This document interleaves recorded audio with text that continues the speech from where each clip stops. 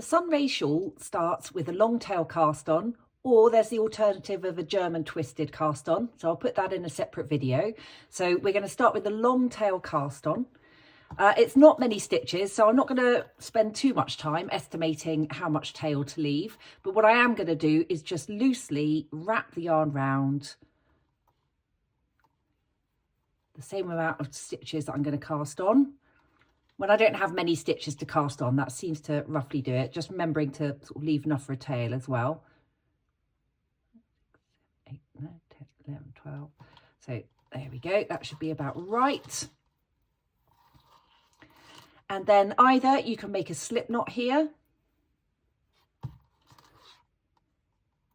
like so, and that would be your first cast on stitch. Or if you feel confident, you can just start by just twisting the yarn like that, and then that's your first stitch there, and you can carry on your long tail cast on. So the thing to do is to have the tail end over your thumb and the working yarn end, so going towards the ball, over your forefinger like so. You just let the two ends fall across your palm and just gently hold those with your other 3 fingers, not too tight or you won't be able to move the yarn. And then what you're going to do is bring your needle tip down, and then you can see then that that's creating a loop here on your thumb. You're going to put the needle tip up into that loop from underneath, swing it over towards your forefinger, grab the yarn that's then tensioned on your forefinger and pull it through that loop, dropping the loop off your thumb, and then you can use your thumb to just snug that yarn up again.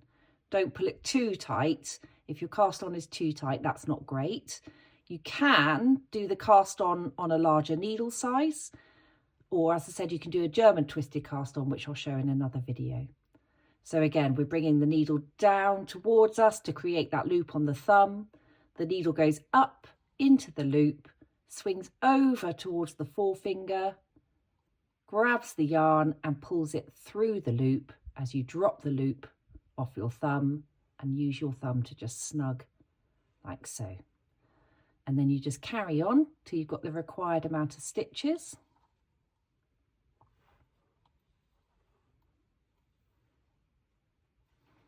And there we go. I've got plenty of tail to weave in at the end, and I've cast on the stitches.